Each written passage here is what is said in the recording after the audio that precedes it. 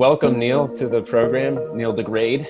And so for people that don't know you, you are, I would consider a pretty darn good musician. How would I say it? Like a dystopian novelist that incorporates about every single type of artistic and creative medium he possibly can. Love that. Can I write that down? That's good. I'll keep that one. Yeah. Sure. I just really want to thank you for being here. Man, it's good to be here. I love talking. So this is like one of my things. So I like to talk. I like to listen. And so let's talk about stuff. What do you want to talk about? Well, I want to talk about your record first. If you could just tell the people about it. So that way it kind of creates a precedent or some context for what we're about to get into. Okay, so our band, we've had trouble labeling it over the years. Cinematic rock was one of them because there is an aggressive side to it, and cinematic meaning that we're always trying to tell a story, and there is like, I guess what you would consider more movie elements of scoring, because I do scoring as well. Last thing I scored was the podcast Culpable, and it was #1 in the world for a little while, so that was pretty cool. But I did the theme song and a lot of the scoring work for that. But I'm heavily influenced by Queen, band ELO. Another band we love is Heart. A lot of 80s stuff, but Pink Floyd is up there. So I guess Radiohead, I have to throw them in there because we love concept records. So everything we've done since we got a record deal back in 2007 has been concept records. So we've dealt with the very first record we did was called The Cage, and that dealt with the Carnival Sideshow and the themes around that, and trying to part of our band, I think in general, is trying to make sense of the anomalies that appear in the world of the misfits. So that was our first record. The second one was called The Last Days of Leviathan, and that had more of a classic rock throwback feel to it. And again, that did not have the same cohesive story structure as some of our other ones, but it does have a theme. But I kind of on that record, I really leave it up to the listener to figure out what's tying all those songs together. And then we went for a project that was very cohesive. We actually set out to write a musical. So my wife and I actually met in a musical that was supposed to open in Broadway, is how it was pitched to us at the time. She was living in Los Angeles, and she auditioned and got the female lead. And I was living in Providence, Rhode Island at the time. And I needed to hitch a ride from my roommate somewhere, and he was auditioning for a musical. And he's like, dude, you should totally audition. And I did it as a total joke. And I goofed off the whole time I auditioned, which I think somehow registered as like, oh, this person's comfortable in their own skin, experienced and confident, but that's not the case. And they mistakenly cast me as the male lead. But the person who wrote it, right, was like, listen, the girl from California, you're going to love her. Like the guy who wrote it, he did have a certain like level of like, clairvoyance is the wrong word, but perception. And he was like, listen, you're going to want to marry this girl, and you two go perfectly together. And so a month later we met at the first, we rehearsed and did not hit it off immediately, but within like 2 weeks, like that was it. We've spent every day together since, pretty much. So that's how I met Kate. And so we decided that it would be fun to pay homage to that in a way and write a musical. So I wrote a musical called The Raven Locks. And so because we do concept records and we didn't want to do the normal musical thing where you have all these different voices, all these different characters, we treated our own musical as if we were covering the musical. So we did it as Dirtpool Robin's playing that musical. It's called The Raven Locks. And it's kind of Lewis Carroll meets C.S. Lewis kind of story. It deals with a guy who owns a haberdashery, I guess that's the word for it, right? What's the other word for that? No, haberdashery's fine, because in England, a haberdashery is kind of an odds and ends shop. He's a wig maker, and this wig maker is an older bachelor. He's kind of falling out of style and out of touch with society, but he falls in love with the girl, has love at first sight moment with the girl with hair of raven locks. But events lead it to she dies immediately in the story, and he actually sneaks in to try to bring her back to life because he's not all there.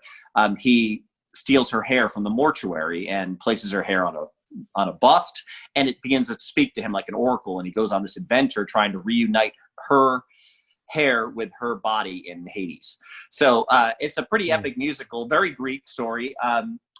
And I think the sound-wise, like one of the things I have to describe to people is like, how would they know if they'd like our music? And I think we sit kind of in the world of like, I don't know, like Moulin Rouge was a movie people used to compare us to because they're like, oh, there's these rich elements. There's, different classical elements and throwback elements to Victorian periods and Edwardian periods. So we have some of that going on. Now in the new record, Dead Horse, we've moved on into really more straight up futuristic dystopia. The story begins in 1977 in a town called Dead Horse, Alaska, which is a real place. And it's actually at the northernmost point of Alaska at Prudhoe Bay, where the oil drilling begins. And so the story, the main protagonist in our story this time is a young girl whose parents die, and she's abandoned in Dead Horse, Alaska. Now, the funny thing about this actual place is that there's almost no women there, right? So she doesn't really have a feminine role model, if you will. And she's trapped in this town that's almost entirely men. And there's no, it's so far north, there's no trees. And the funny thing about Dead Horse, Alaska is the town slogan is that there's a girl behind every tree. And their flag is actually a horse with X's over its eyes. So this story begins there, but it actually goes way into the future. And I mean, really, the thing that really creeped me out about this story is I started writing in 2018 and finished in 2019. And we're not, unlike the Raven Locks, like it's harder to pick out the elements of the story. It's because, again, like, you know, if you ever heard OK Computer by Radiohead, they don't really go out and spell out the story, but there is something there clearly gluing it together. So we're doing something more like that, where we're leaving it more implied within the subtext of the songs. But the whole story dealt with a world that was riddled by pandemics and, you know, brash personas, and people were having more and more trouble getting along, and more unrest, more riots, civil war.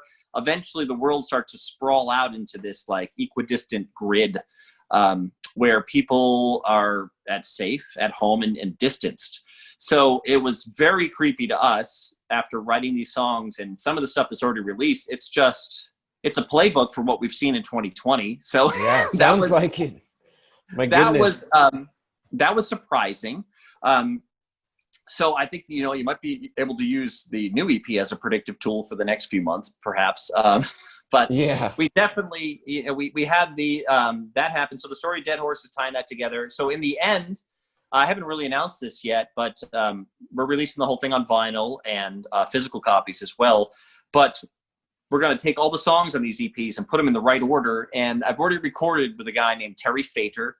And Terry is an incredible ventriloquist. He has one of the best shows in Las Vegas. He's also an incredible impersonator. So we did all of these 1950s style movie trailer moments where it has the old sci-fi music and it sounds like it's playing on a drive-in movie theater, and it tells tiny bits of the story every once in a while between the songs. So we're going to release that entire project together in the end. It's a little more gut punching than some of our other stuff. I grew up doing rock, and every once in a while, some of that finds its way back through our cinematic sound. Mm-hmm. The cinematic sound. That's a good way to describe it. I kind of wrote down my best description if I were just to listen to the music as such. So if you would just amuse me for a moment as I go to describe your band, at least from like a Dirt Poor Robins, a theatrical progressive rock band accompanying the Orwellian dystopia with Bohemian Rhapsody guitar work, Eleanor Rigby orchestra, lead vocals from Broadway, and along with the Gypsy Ensemble, scoring the stories of Lovecraftian mythological creatures, artificial intelligence domination, and humanity's triumphant restoration. All your nightly dreamy entertainment at the apocalyptic carnival show. I love everything you just said. You're one of my new favorite people. I can't wait because we have like it's called The Cage for fans of Dirt Poor Robins, and someone started a fan group online, and it's a little like, it functions like the Symbolic World, except they're trying to crack into our universe. And I think they would all love what you just said, because people have trouble describing us, which has always been a problem. But there is nothing I would tweak in that description. I think that was really good. I think the part that stands out to me, and you're welcome, the most is the carnival aspect, because it reminds me of like right when you think you understand the show, they introduce something new.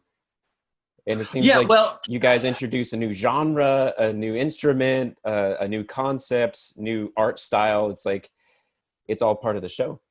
It's all part so that's the thing about the carnival, right? So you're bringing the misfits and the thing from the fringe to a place where people can come out of the center and view it, right? So part of that is you have to give them some sort of structure they understand, which in modern context has metered music. Sometimes it's the way technology develops and shapes music. I mean, compared to like some of the classical stuff I would work on, this music now is much more rigid and metered. And so we stick with some of that structure, but then we try to pull in things that people are forgetting about that have meaning stylistically. So one of the techniques I do when I write and arrange all the time is word painting is one of the ways it's referred to. People also call it as note painting and arrangement painting. And the idea is like, oh, if you're describing someone, you know, there's a song called Those Who Sojourn on our new record. And in the bridge, it's describing the ascent into the cosmos, like up a mountain and then it keeps climbing into the cosmos. And so the melody keeps climbing until the thematic content hits a stalling point and it stops climbing, right? And so there's things like that. I'll use techniques where it literally mirrors the subtext of the lyrics. And then other things where, like in the Raven Locks, there was a scene where everybody was basically at like something like the Last Judgment, but it's not quite that in the story. And they're typing out their testimonials of themselves. And then you zoom in on certain characters and they're telling their story. Well, the piano part is just like a typewriter, right? So I try to paint, without spelling it out, try to paint in all the meaning and all the subtext into the arrangements, into the song. So that's another thing we do. So, but that's also what that ends up happening inevitably is to tell the thing you want to tell, you often pull from things that are forgotten or new to you, right? Like you haven't used them. So every once in a while you go out and you find like the musical equivalent of the Bearded Lady, or, you know, someone like that, or the Lobster Hand Boy. And so they end up, and people are like, where did this come from? But I think at this point, a lot of it makes sense. Like the Beatles had sort of that problem. I love that about the Beatles is that they were always pulling from somewhere else, and they were making all kinds of things accessible. And it wasn't an overly genreified world where there was rules against that sort of stuff. So we live outside of the rules of genre and pull in whatever we feel fits us. Do you feel like there is like a transcendent point where there's like, you listen to a song, you're like, okay, that's Dirt Poor Robins. And I think you've been able to incorporate a lot of these things without losing your central identity too. Oh, well, thank you. I mean, we try. That's because, I mean, you have to have limitations, right? Too. There's certain things we know if it's us or not as soon as we hear it. Like, and so generally, I don't have to do that as a trial and error process anymore, like I did when we were trying to figure out what we were. But again, like that's one of the things, like songwriting wise, like it has to hit us at a deep emotional place. Like if we're not like a little broken up performing it or writing it, and it's not hitting a deep spot in us, like we're not interested. We also do like, I mean, another description is like there's a thing that happens in movies, and almost all of our music tries to create this moment at some point or another, which is a couple waltzing while the house burns down around them. You know, that just that ironic content is like that sort of juxtaposition is where we try to live. Because again, like I think there's a part of us that just wants to see the world as this really consistent thing. We want to eliminate all the things that don't quite fit in. And the reality is that, you know, we all die one day. I mean, there's so many dissonant things we're ignoring. And I guess as an artist, the role is like, if you want to be a whole person, you want to be a deep person, you need to pull these things in and make sense out of them in your life and musically. Our music needs to present those things because we don't just want to be two-dimensional things moving forward on rails through our life. Hopefully we want to become nuanced and wise. And so I think just by pulling in and trying to incorporate things that people leave out and have forgotten is the way to do that musically for us. It's a there and back again story, but from a feminine perspective, meaning that, you know, like The Wizard of Oz is a good example of that. Like, I don't think that's necessarily a perfect overlap, but we do actually use Wizard of Oz references because our main character is using the Wizard of Oz as a template for herself personally. And so one of the things about Dorothy in that story is that she doesn't understand home in this right place. And she has these sort of fictitious ideas of what this world is like outside. And then she returns in the end with a new framework for home. She comes right back to the same home, but it's a different place because she's learned its value, right? And so That's the arc of our main character. I mean, I don't think that's too much of a giveaway for the story, because I mean, structurally in stories like the format of comedy and tragedy, you know that the main character in a comedy it's gonna end well, and the main character in a tragedy is gonna die.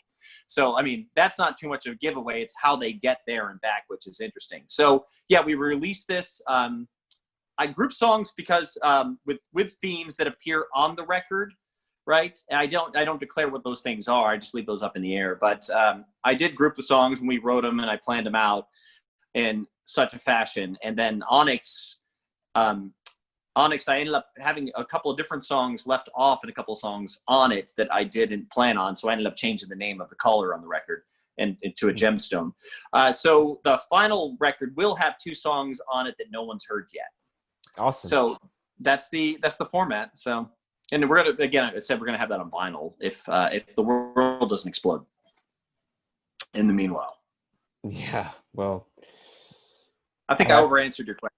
Yeah. No, I think you're ending on a good note too, because I find your music to be contextually spot on, and it's almost has like a haunting prophetic tone to it. The fact that this was not released after all of these other events have unfolded in our society and across the globe, where there is an air of apocalyptic tension. And so the fact that you have music, it's almost like you're creating theme music for the world right now, but you started a year ago plus. Right. Yeah. I mean, there's older songs that still fit it, because it's not even so much like, I mean, like, so I love, the last book in the Bible is Revelation, and I love that book. I think it's so fascinating. I think that what a lot of people don't understand is that that book's really about events that happened in the first century, but the pattern of those events, are still relevant, right, to today. And so, we talk about in the Symbolic World chat group we're in together, is that you're really talking about the structure of how reality lays itself out. And so when you start to tap into these type of structures, these things are happening all the time. I mean, they just happen to be happening on a larger scale. And I think people who pay attention to the structure of reality are able to maybe recognize things a little sooner, whether we mean to or not. Like, I'm not doing it on purpose when I do it, but there's that people you run into that they can see something in a seed form and warn you about what that's going to blossom into in the future. And so I think some of this was just stuff I was wrestling with personally, where the attention span of the world is shortening and people are dividing more and more. And so, like, what is the end result of this desire to push away and just move into groups of people that think just like us? Where does that seed germinate into? And so I think this record was just really like my own distress, trying to work some of those things out and where it might go.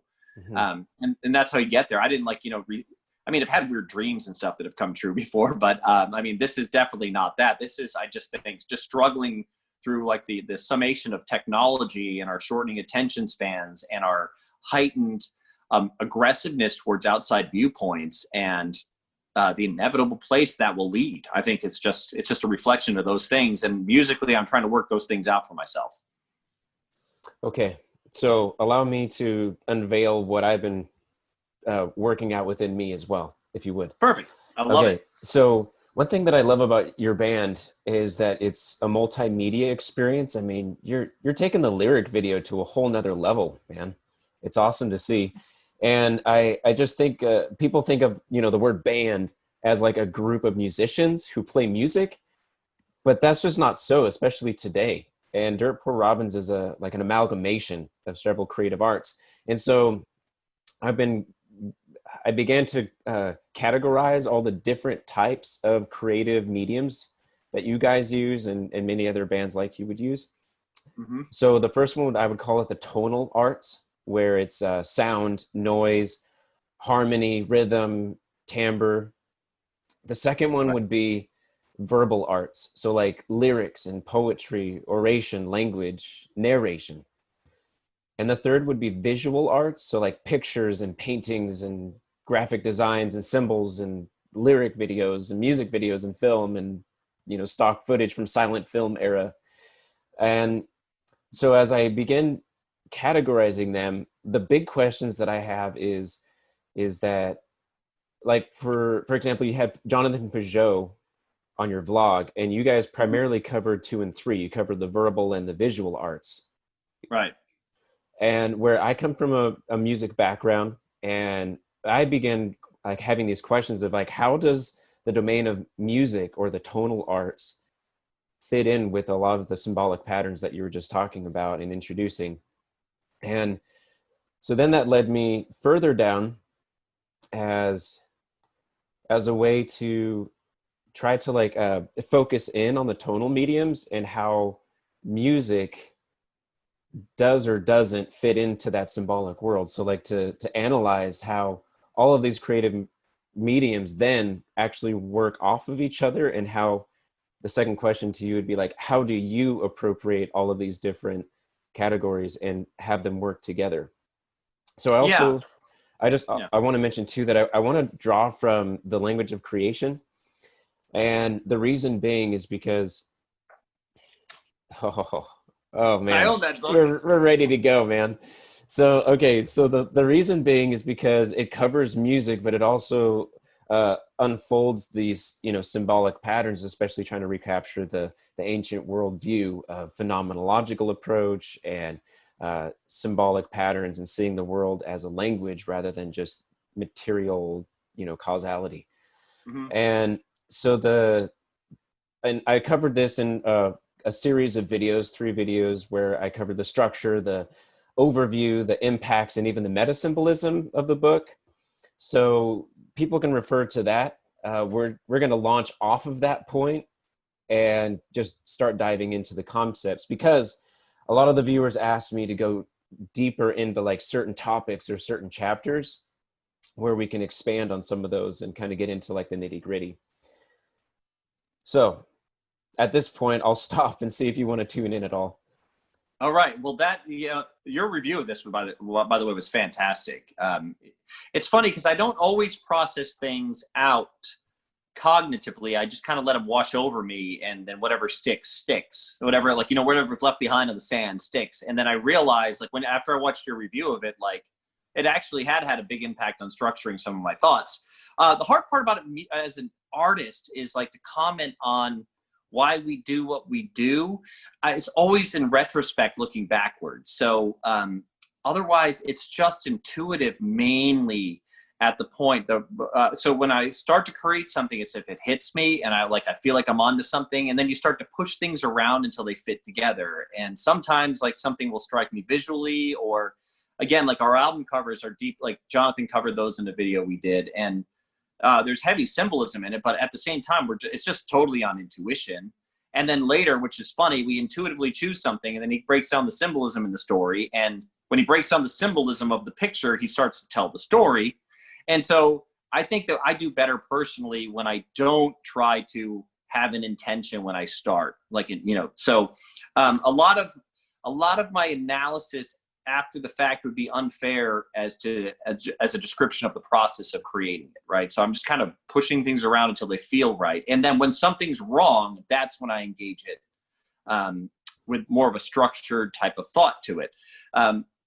One of the things we talk about when we talk about symbolism in these things is it's like a lost language, in the sense that we've had this sort of scientific mindset pushed over us that thinks of the world as made up of all these tiny little things and chemical constituents and things that we have to use. I guess we have to use conversion to even understand. We have to basically step outside of how we're experiencing things with our 5 senses or empirically, and then break them down into an abstract idea, where symbolism is more the idea of how things hit you and what they mean to you when they hit you, and how do you structure that. So there's a part of us, I think, that our structured mind, right, has forgotten that, but we still dream that way. There's that side of our brain that's still trying to put everything together and is doing it phenomenologically. It's not necessarily using algebra in the traditional sense, or sentence structure the way we know it. So I think that those questions are hard to answer. I mean, when you talked about, so the category left out for you was tonality, right? Is that what you're talking about? Yes. That we discussed in that video. Yes. And we can dive into that if you want to start. We want to go with specific questions or on that, or I can just start rolling, whatever you want to do. Yeah. Okay. So I'll just explain a little bit more of what I mean by that. Okay. and then I'll pass it over to you. So when we talk about music, we're talking about sounds and noise and harmony, rhythms, timbre, dynamics, articulation. And we typically use instruments for that, or vocal cords, which is a stringed instrument, or wind instrument. And so what I'm talking about is leaving out, if we were just to zoom in on that and leave out the other two categories, so leave out the lyrics, leave out the poetry, leave out the album covers, and if we were just to listen to the instruments playing music, could we draw the same conclusions and string the patterns of meaning, or could we understand that, like, yeah, this is a dystopian story, So that's the first thing. The second thing is the understanding that music, really in this pure sense, is invisible, right? It's not really a physical thing. You can't point to music. That's right. No, that's right. You end up pointing to instruments or to people, right? Or marks on the page, right? Or, numerals, things like that. Yeah. Right. And so as I'm beginning to think about that, I'm like, well, how do you fit things into patterns if it's not visible, if it's not a symbol, right? So Jonathan Peugeot is able to go through your album cover and point to things because those mediums, right, even the language and the lyrics, they're in letter form, or the art is in an album cover or in a lyric video. You can point to it because it's in the scene realm. And then you can make visual patterns that come out at you, like you're talking about, like, even if you're dreaming them, you can intimate them or intuit them visually. But with music, it seems to, in a pure sense, operate in a totally different realm that's invisible. And it's something, if you don't use your eyes, then what are you using? Oh yeah, right. Oh, this is great. This is one of my favorite things to talk about. And I think when you get into symbolism, this is an vastly underutilized category of what music means, because it is so hard. I think it's so hard to make sense out of, because it's generally thought of as like a diversion or a distraction. Like music is, we don't see the sense of it as much as the way we encounter it, almost as in like just entertainment in a way. And I would make the case right now, and I think I'll start to make the case, that it's a presentation of things that we don't have words for, that we see every day. And we experience all the time. So and I wouldn't even say it's a representation. Like if I drew you a symbol on a paper and I'd be like, this is a representation of a star. I think music is actually a presentation of things that we experience all the time. Like every once in a while in the world, like a word will come up that I hadn't heard before. So one of the ones that people started using was milk toast, right? Like if you heard someone refer to something as bland or insipid, it's milk toast. Toast. Right. Someone with a certain look, kind of pasty whiteness to them and kind of a bland look, could be a milk toast person. So it's funny because like as soon as that word is used, I realized this is a category that I've been recognizing all along. I knew where to sort everything that fit that description, but I didn't see it like it was until I had the words. And so the words really help us explain what we're seeing. So we could break music down into 4 different categories. We have rhythm, right? We have harmony, we have melody, and then you could say tonality would be a part of it. Okay, so I think the most essential spot to start with is rhythm, because you don't have music without rhythm to begin with. It's like a rudimentary thing. And so one of the things you might notice, and so I'll give you a thesis here, is that music is changing because our attention span is changing. So if you went back in time, there's this piece that everybody knows. It's called Für Elise, and it's that Beethoven piece that he wrote for, was it his son? Maybe his son, but it's a kid's song. It's that da da da da da da da da da da da. It's that song, and it's a really long phrase before the whole melody repeats, right? That melody might be 30 to 45 seconds long, depending on how fast you play it. And that was a kid's song. And now we have songs now like, there's a Taylor Swift song. I remember just someone referenced this in a video I was watching, is that it was that song, Look What You Made Me Do. Is that the song?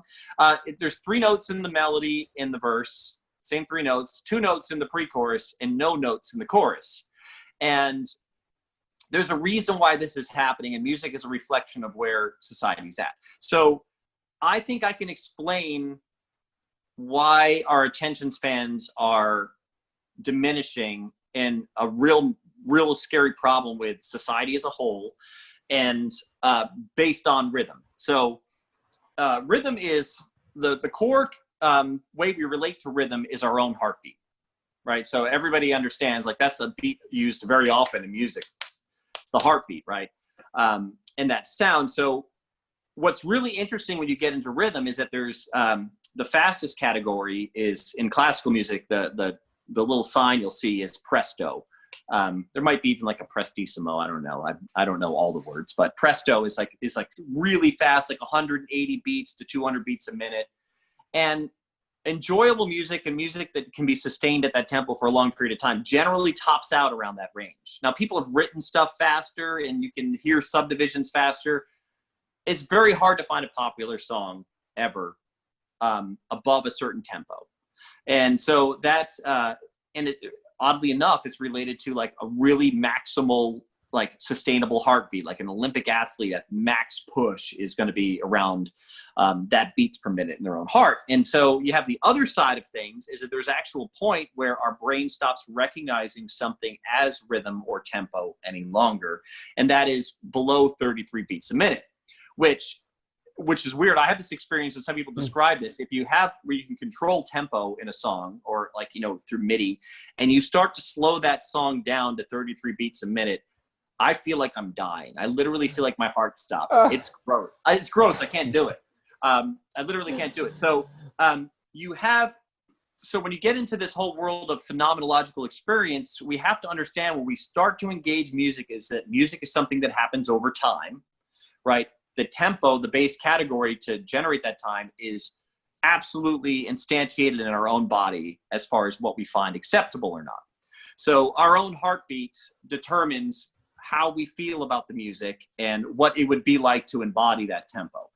Are you tracking with me on that? I'm tracking. Okay, great. All right, so this category is called rhythm. So if things get too fast, actually, so if I start to play notes too fast, it gets to the point where you won't, or the rhythm gets too fast, that you won't actually hear rhythm anymore. You'll actually hear a note starts to form. So when you get above 20 attacks a minute, so you hit a snare drum and it's more than 20 attacks a second, you'll start to hear a really low note emerge.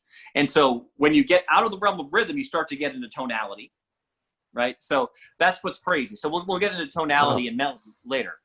So these things transition. So, okay, so let me tell you a story. So when I was 6 years old, about to turn 7, my parents announced that, well, they got my brother and I together, and they sat us down at the table, and they had this big announcement. And they used to record everything with a tape deck, so I played it back and listened to it recently. And what they wanted to announce to us is that we were going to Disney World. And it was the first time we ever went. And like, it's just on this recording, it's just the world's highest pitched voice you ever heard come out of a boy. Just for like 5 minutes straight, just running around the table and losing it. And I was so jacked because like I'd always wanted to go. Like my life was so long into that point. I was like 6, but my whole life, as soon as I heard about it and what was there, all I could do was want to go. And because we were going, I was so excited. Well, the problem was my parents, not understanding how fast time moves for a 6-year-old, told me 3 months in advance. And that was the longest 3 months of my life ever, right? So I spent every day thinking about it, building up. So over time, I built up and rehearsed this event that was ahead in the future. And so finally the event comes and I'm in Disney World and it's amazing. I really lived up to the happiest place on earth for me. Although I was a weird artistic kid who has one of those like weird existential crises at the same time, where I realized that it was going to just be a memory one day. And I was kind of sad while I was there, like a weirdo, but really excited. And then we came home, and pretty much for 3 months after that, it would come to mind every day and I would remember. So you have this rehearsal of it, the anticipation of it, and then the letdown, the remembrance of it. And so that created what I would say, like in my timeline of my life, a beat, right? Now you have the normal things that happen every day where you have to wait around for a school bus and you can't wait for the school bell to ring at the end of the day, and you can't wait for the weekend. You have these other little subdivisions of rhythm happening. But that what I would say is a really big beat in my life, right? And so When you get into routines, the bigger the beats are in your routines, meaning the more you're looking forward to something or you're rehearsing something, even in a negative sense, like you're a kid and you're going to get a shot at the doctor and you know that's going to happen and you're scared of it for a week. You're rehearsing that, right? And then you remember how awful it was, but you're glad it's over. So life moves at a different tempo now. So part of the problem is that everything is on tap now. If I'm having a conversation with my friends and we're trying to figure out what is the world's largest land animal, I don't have to wait to find that out. I just Google it immediately. I don't even really have to wait while I'm in a restroom. I just, I can stay on my phone. I can constantly entertain myself. And I really worry about myself sometimes because I will do this thing where it's like, okay, what's on TV? And I've got YouTube on TV and I'm watching a lecture and I'm doing something on my phone. And life is moving along like this. So what's happening is that this is happening. Little tiny beats moving really fast. So one of the things we have to recognize is that, okay, we're going to get back to our heartbeat. And what does that tell us about music? Is that the slower my heart's going at a healthy point, the less air I need to take in, the less food I need to take in. So when you get into like someone like Michael Phelps in his Olympic training, he was eating like 12 to 15,000 calories a day. So he wouldn't lose weight because his heart was like drilling. He had like a whole or what was it? He had a whole like breakfast table at Denny's covered with, I don't know, 10 plates of food, and he would just devour the whole. Yeah, no, it's crazy, right? Like I don't even know how you chew all that. Like, do you chew anymore, or do you just like put it in the blender and give it to me intravenously? Yeah. So, and then again, we all experience this. You walk up a hill too fast, and you're breathing heavy. Why are you breathing heavy? So you don't die, right? So you need to take in faster and faster. So what we're starting to see now is like the shortness of attention span is how long can you stay focused on one thing before you need a new thing, right? So the pace of life, I think you could easily make this argument that is shortening how long someone can go without having something novel or something new or something, a distraction, a diversion, or something satisfying. So you have, what it's doing is like, Jonathan talked about this a little bit in some other video he was putting together, but it was more of I think it was a rant because he hadn't put a real video together on this yet, but it was how time and space are like time is consuming space. Mm-hmm. And I think you see that right now is that we're struggling in society to find a cohesive narrative to tie it together, different values in different parts of society. And it's because, can we really pay attention long enough at this point to even hear the nuance of that cohesive narrative to actually tie these things together properly? Mm-hmm. So I think with rhythm's a great example to explain, if we think of ourselves as a wheel that's turning or a gear, and we've got all these other gears turning around us, the faster you go, the more energy you need to take into that machine to keep it spinning. Mm-hmm. All right, does that make sense? Making sense, yes. Okay, so I would say like, if I was going to give you a real short version of my thesis on that, is that rhythm explains a lot about what we see happening in the world today. So we have all these little wheels that are us, right? And so when you think about, let's go way back in time where there's tribes or small nations, and they're their own wheel, right? Mm-hmm. Their people have an identifying direction they're going to turn. They're going to align themselves in a direction. They're going to turn together and work together. Well, when nations hit each other, right, because they need to consume as that starts to turn faster and people start to build technology. So technology accelerates our ability to do things faster. We can cook food faster. We can gather resources faster. We start working together. Now you don't have to do everything by yourself. Mm-hmm. Different parts of civilization are working together. And so you can get better at one thing. And then these nations turn, and then they run into each other. And if they're turning the opposite way, or the other one doesn't have something they can share with each other, you have conflict, you have war. So we've seen that as like you move into the future in globalism is the idea that it's this desire to get the whole world to turn the same direction. And so they've done that by trading, really westernizing the world in a big way as far as how we consume things and how we share things and how we speak, trying to speak the same language, if you will. And so what that does is that it's supposed to eliminate conflict and war. So you see the world wars happening as you have large wheels just smashing into each other at that point, right? And so we're seeing something like that now. I mean, I don't want to get political, but you see that we have like China might be turning a different way than we are, and they're a pretty big thing, right? And it seems to be going the opposite direction of all the nations around it and us. And so you're starting to see tension that's really going to probably build up into the election between, you know, China as part of that narrative, because eventually something's got to give, and until all the wheels turn the same way. And so like really the Bible talks about this. I harken back to Revelation again. It's this idea of what happens when the whole world turns the same way at the same time. Where do you draw from? Where do we get our energy from? And you know, it's an inevitable thing. It's what technology does. It speeds everything up. When people begin to cooperate enough at a point, the problem is that when the whole planet is the wheel, where do you draw from? Aliens aren't going to get here fast enough. I think what you're going to see, and what we're kind of seeing right now, is that it starts to burn hot and consume itself, right? So we see this self-consuming happening right now. And it's a fun trope in stories, but this idea of the last judgment, I think it's a real thing. I think that you could make a case for it just empirically by what you're seeing, that this is true. The idea that like everything eventually turns into a stomach and it digests itself. So when there's nothing to pull from the outside, all you have left is your own body to eat, like starvation. So that is, I think, that was a really long stretch in a short period of time on how to connect rhythm to the entire world. But I think symbolically, these things, it starts to make sense when you think your life has a tempo.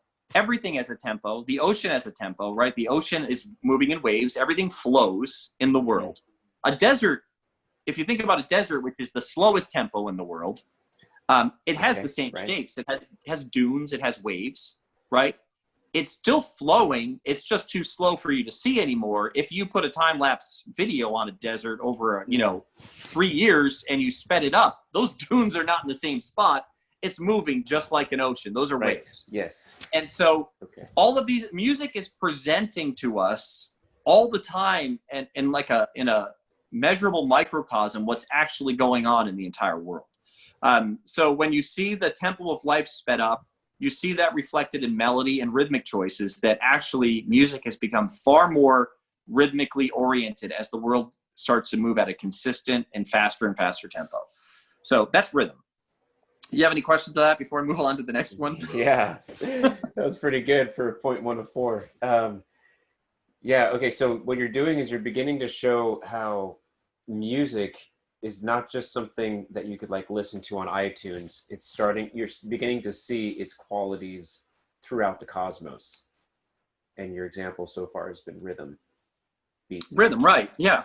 Okay. Well, this is why we are like, so I'm not a nihilist. I'm not a materialist in the sense that I don't believe that we've randomly assigned meaning to things. I think that these things were created to show us on a micro level, meaning on a macro level that's too hard for us to see, or we're not big enough to see yet, if you want to look at it that way. We don't know enough to see it. So I'm fully of the mindset of that, everything, the way a snake crosses the ground, the way the ocean flows, what it's like to be on top of a mountain. I think all those things are about their presentation of something beyond that we could see with our own 5 senses.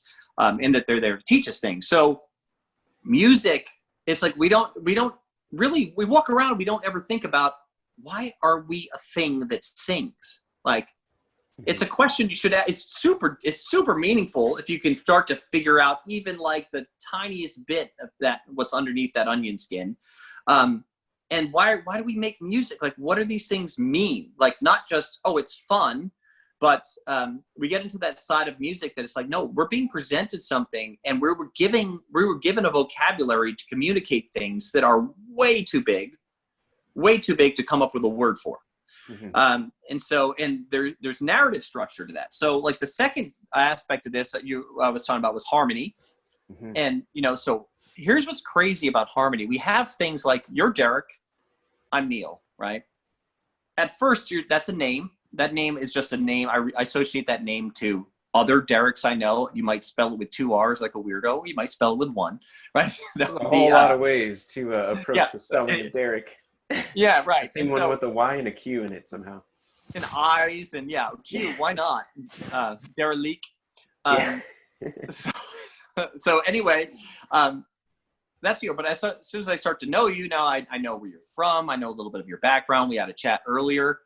When that name comes up and someone says it, and they say, Fiedler next to it. Did I pronounce your last name right?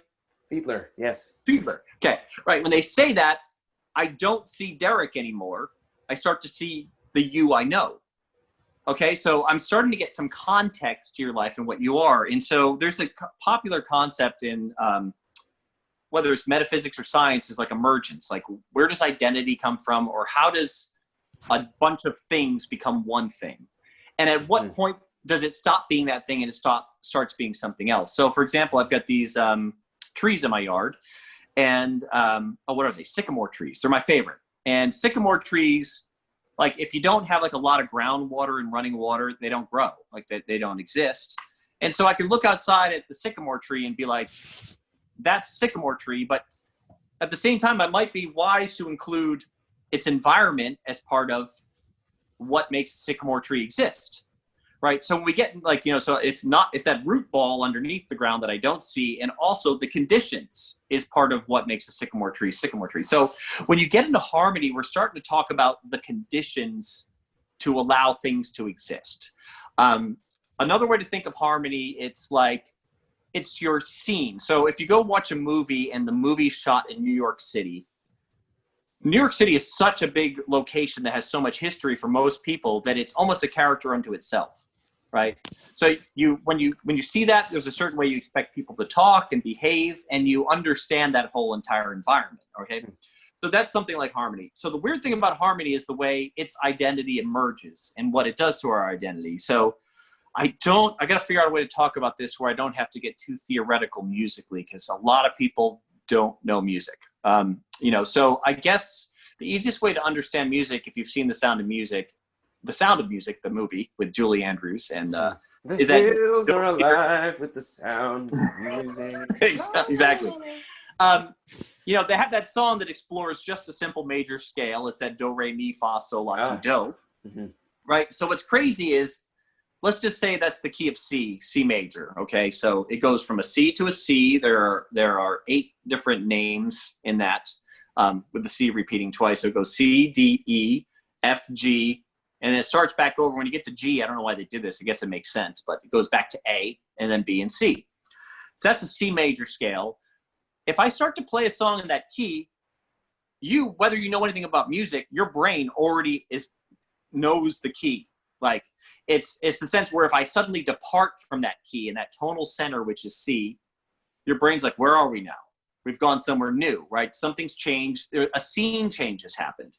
So what's interesting is I take those same notes, and like C major would be considered generally an upbeat key, right? A happy key. Major keys generally, in a real boring sense, I could say major keys are glad or happy.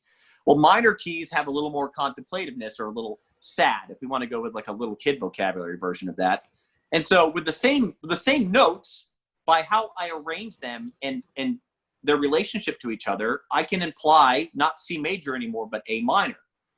In music, that's called relative minor. So what's so interesting, I'm playing all the same notes, but by setting up their relationships within the harmony, your brain will shift and be like, oh, this is that sadder version, and this note is the center. This lower note is the center, or higher note, depending on where you're at in the scale.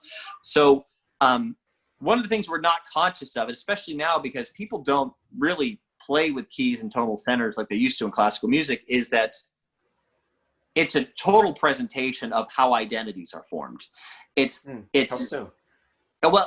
things in relationship to each other is what an identity is. So again, the only relationship I have when I hear your name is Derek, and other names of Derek and other spellings of Derek, or maybe the etymology of that name. But the etymology of that name doesn't necessarily tell me anything about you as an identity. Now, as soon as I interact with you and I hear about the state you're from, now you're Derek in that state, right? So that's, there's more setting to this, right? Now you would be the melody still. Let's just call you the melody. But harmony is all the stuff that surrounds you that gives you context. So you got you have your hair's in a ponytail, man, right? it's like, okay, this guy might have liked a little bit more rock music at some point in his life. I can start to make assumptions about that, or, so on and so forth. And I'm like, well, okay, well, Derek's wife probably doesn't hate the fact that he doesn't shave. And so I can start to pick up details about you, and you start to become, your identity emerges. And so harmony does that same thing to music, is that it can create an environment and location. So, and I don't want to make this thesis, but I don't think it's arbitrary that songs and tones that we would say we associate with a haunted house were just a construct made up by people. I think it's a presentation of those dissonant patterns and those questions we're asking in that environment. I think there are more playful versions, like a kid's version of a haunted house versus like actual scary horror movie version of a haunted house. There are differences in the pattern depending on how bad you want to freak someone out about how much danger is there. But in the same way, when we see like a scenic landscape in the music that's playing, I think that those things actually are more instantiated in actual experience and how music presents that experience than it was just some random series of decisions that were made over the years. So harmony is, if we're going to talk about it harmony is the room you're in. Harmony is the vibe of the restaurant you went to that's like, Pan-Asian with cool lighting and vibey booths. And it's all of this part of, gives you the meaning to the story, because now how someone behaves in that environment, if the environment I painted for you is a nice restaurant, and melodically the character I introduce is a bull in a china shop, it's going to mean something different than if you saw a bull at a farm. So harmony does this thing, and also now that does that for us. It's that setting, but also it gives us an idea of where the tonal center is, and the tonal center allows me now to present questions and answers just like you would in any story. Any plot line is a series of, like, you have a fact, and then you have a question about those facts or what's coming next, and then you have an answer. That's how plots move along. And music is identical thing. And harmony, if you're watching a movie and you're watching a Wes Anderson film, who did movies like Rushmore or The Royal Tenenbaums, where he has this real processed way of treating a setting. You have all these different composers and different bands and different genres that have their way of presenting a scene, and it's their angle on that scene. So, I mean, the best way to understand harmony is that it gives you the context for things in which to have meaning and identity. Does that make sense? Okay, yeah. So tonal center. So basically, like, if you were to play C, right? Yep. I'm just going to try to repeat what you said back to you, just to make sure that I'm getting it correct. Sure. So if I were to play C in the C scale, right, the all white notes on the piano. I'm a piano player. I like to say piano players better than pianist. People get a little giggly when I say that. Yeah. So as I play C, and then I play the other notes on top of that, it has a certain feel.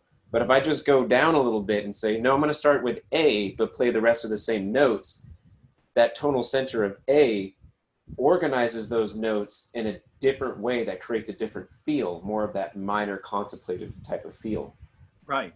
So it's like, if I were to apply that, I would think of like, okay, like if I were to go into the forest, let's say, to continue your tree analogy, and I were to look at, we have a lot of beautiful valley oak trees here. They're towering trees, tons of shade. They have like chandelier type of branches. It's one of my favorite trees. Yeah. But if I were to go into that forest and I were to pick out and say, like, look at those leaves, right? So it's all composed of the same components, you could say. Mm-hmm. But then it like organizes, and just like I described it as a chandelier, right? So then all of a sudden, it's starting to draw all of these other details of meaning towards that center of what I'm pointing to. But if I were to point to the trunk and the roots, I would think of, water and nutrition and soil ecology, right? Right. Same scene, standing in the same place, looking at the same tree, but where I direct my attention, or that tonal center, harmonizes the rest of the components of meaning.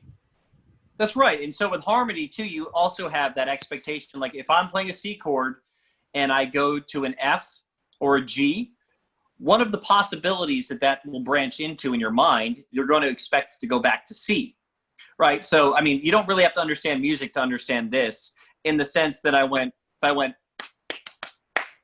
you have that, Yeah. you're already hearing it before I did it, right? So like, Yeah. Roger, Who Framed Roger Rabbit is a good example of that. So with music, you're in the harmony, you're setting up basically there are stronger, like just like on a tree, there are thicker branches and thinner branches. And then there's branches that things that have nothing to do with that tree that if I go to, it's going to feel so random. And the only way to make it not feel random would be to repeat that change, like maybe more than once is one of the ways to do it. And what that does is that repetition is like the fingerprints of intent. If you keep doing that thing that sounded like a mistake over and over again, someone realizes it's intentional. So, but that's one of the things as a composer you're trying to do, is that you have to figure out when it's the right time to satisfy that expectation strongly, or sort of satisfy that expectation, or to subvert that expectation. Mm-hmm. So that's part of the role that harmony has. And that's just like stories. It's like, generally people like have an arc they want for that main character. They want those two star-crossed lovers to come together, and it looks like they're going to come together, but now you can create all this new tension and this, new plot opportunities by having it, these two ships cross in the night, mm-hmm. And when they were right next to each other, they never just turned to the left. And so you have a story now, and you have tension, and it's like real life, because, real life is like what happens while you make other plans. You're just constantly having to improvise and adjust to get anything decent to happen. But that is part of it. Yeah, I think the tree analogy you gave there is really good. Because you look at the leaves, you think of like sunlight and how they receive sunlight. You look at the root system, you think about ecology. I think I watched your video on soil. That was pretty neat. I'd never. Oh yeah, with Steve. I've never heard much of that before. Yeah. Yeah, good stuff. Okay, so we're 2 down, 2 to go. Okay. So far rhythm, so far harmony. What would be number 3? All right. Well, I'm gonna take a little branch off on tonality, because melody is all of these things combined. So tonality is you alluded to this earlier about like what kind of thing is my vocal cord, right? So when you get into tonality, you actually overlap into technology, meaning the tool that you use to make music, right? Even your own voice, it's even your own voice, you can change and reshape it to make different sounds. Now, what's interesting, like every piece of technology, you could argue that is an extension of things that people already do, right? So we travel, and we learn to travel faster. We cook, and we learn to cook faster, right? So all the technology we have, like the dishwashers, like people could wash dishes. Now they wash them faster. Technology is making these things cheaper, more affordable, less time consuming. So you can argue that all of our technology is an example of something that people can already do. Well, all the musical instruments are 100% fit into that. I don't even know if we would understand a musical instrument that wasn't like a sound we already make. So all of the tonality, whether it's brass instruments, string instruments, guitars, drums, all of these sounds can be replicated. All you have to do is Google like beatbox competitions, like, the winner from 2019, the guy just absolutely will blow your mind. All the sounds he can make. And you realize that all these things are an extension that we already do with our voice. So the instrumental tonality tells us a lot of things. So, generally, he talks about this in the language of creation in that same, the chapter where he talks about musical instruments. If you guys had the book, you can read it again, and it'll probably bring some insight to this. It's chapter 42, page 155. And he gives a couple of small examples. I could elaborate on that more, but just how the harp, right? The harp, when you think of the harp, you think of that contemplative relaxation. It's very hard to have an aggressive song on the harp. It's not really the right instrument. Although now that I said that, I'm sure I could Google. Sounds like you just created your own challenge right there. Right. How can I make the harp hardcore? Really. Yeah, it's kind of like one of those things where it's just like how you how it's taught. Like you learn the rules, so you know how to break them. That's right. Yeah. Anyway, right. And so let's lay out the rules before we attempt breaking them. And then you make up your own rules. So yeah, right. So harp is one of those, like a nylon string guitar, plucking instruments. It has that more contemplative, meditative sound to it. And then when you think of, like, he does this example in the book of a brass instrument, it's like more of an alert, an alarm, or resurrection, like something, you know, if you're going to have that sound of something coming back to life out of the ground, it might be a brass instrument might come to mind. You know, in the book, let's go to Revelations again. They announce different things about to happen. The brass is like how they used to announce that. And it's a very old instrument from just back in the day when they used to hollow out horns and blow through horns. So that would be blowing as an instrument. You have like stringed instruments, right? And these are, that's actually the technical thing that happens when you're playing a violin. I play cello. Is you're scraping. You put rosin on the strings, right? And by scraping the bow along it, it grabs that rosin and pulls and does like super hyper fast plucking and grabbing. And that's the scraping instrument. And that has its own tonality. So if I play a melody on any of these three instruments, you're going to have a different impression of who's saying it. It's like if I you know, take a mobster character like Tony Soprano and I have him give you the speech from Hamlet, to be or not to be, you're going to have a different impression than if Gilbert Gottfried, the voice of Iago, the parrot, you know, squawked through it. And you're going to have a different impression if Gizmo the gremlin from that movie, like Howie Mandel did that voice. You're going to have a totally different impression from it's the same content. It's going to be a different joke to have one of these people deliver it, right? Versus like a genuine Shakespearean actor where like, oh, that's where that content fits. So the tonality of the instrument says a lot about what we're supposed to think of that environment. And again, you have all these things that cooperate with that expectation. So if something's more tranquil, you have things you can add to that will complement it. Like if you're at a certain restaurant and it's like, okay, I have pasta, like chicken parm goes with that. If you're at an Asian restaurant and, you know, suddenly someone gives you chicken parm, it doesn't fit there, right? But at the same time, there's always opportunity in the irony as well. So, I mean, then you have some weird restaurants that will just combine everything and make it work. So tonality is, and I'll probably keep this the shortest category, it tells us a lot about, it's something, the same thing that could be akin to like your accent in life, like for example, or the shape of a person doing it. It might be comical to watch a very tall person try to get in a very small car. Like, so that car is a fine thing, right? But as soon as you try to put a tall person into it, it's like, it has a totally different context. It's the same exact action, you know, but so things can either fit well or not fit well when it comes to tonality. Okay. So you had like a plucking instrument, scraping or string instrument. Right. Hammering's another one, like a piano hammers, like a drum, percussive. right? Okay. Yeah, percussive. You have scraping instruments, and then wind. You know, with right, with wind instruments, right? So is that part blowing. Of those other blowing? Yeah, okay, gotcha. Blowing.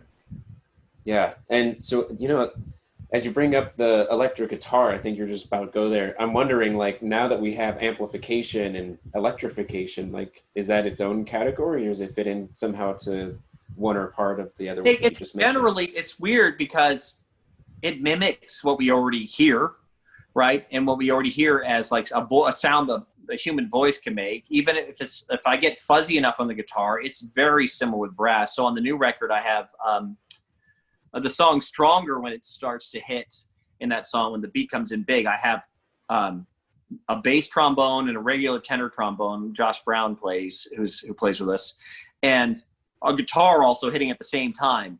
And the tonality is almost identical, but it's different enough that it feels larger, like more than one voice. If I just added more trombones, it would have had one type of sound, but adding electric guitar that's doing it a different way adds more size to it. So that's an example of like guitar is brass. Now I've done the same thing where I'll have guitar and strings mimic each other, and it does something different than just adding more strings to it. But at the same time, it's a real close in the tonality. So part of what's interesting is like, it's weird when you record, because if you want to make things sound big, it's not that they happen at the same exact time. It's that they happen at slightly different times in slightly different ways, right? So if I was going to express that, that's a tangent. I'm not going to do it. But yeah, electric guitar, you do all these things. You have bell tones you can do with electric guitar. You have, I can sit there and just chug away and make rhythmic sounds that have very little tonality.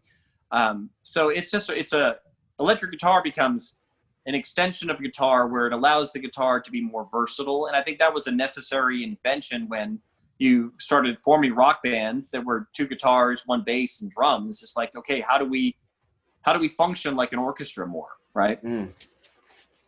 Right. I have a tendency to not listen to words. Like, I listen to the voice as an instrument. Like, it's a guitar, or it's a flute, or it's a violin, just like that. Yeah. Right. So for me, I have to actually sit down, concentrate, and intently factor in this extra quality of the words that are being said. How do all of these musical components and qualities make me feel right now? Or what landscape does it paint inside of my imaginarium? And so when you bring up Stronger, it reminded me, and I'm just wondering, do you want me to go through how that made me feel, or do you want to go over point 4 first? Let's take a break, because melody is a long category. Yeah, let's just do this. Let's chase this down. Go for it. Okay.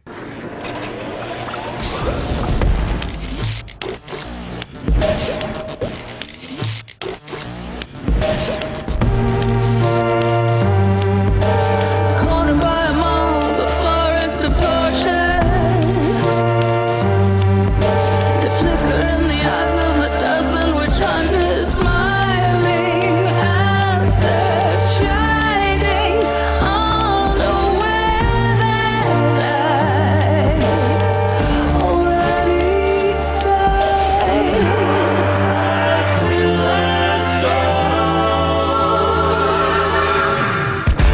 Just 'cause I need to be rescued, it doesn't mean that I'm not strong. If I were just to focus on how it impressed me and made me feel, I would say that it makes me feel like strutting. It makes me feel like walking with some confidence, that I have some grit and I have some resilience. And it makes me want to start listing out what I'm afraid of and start just nailing those things to the wall. Okay. I love that.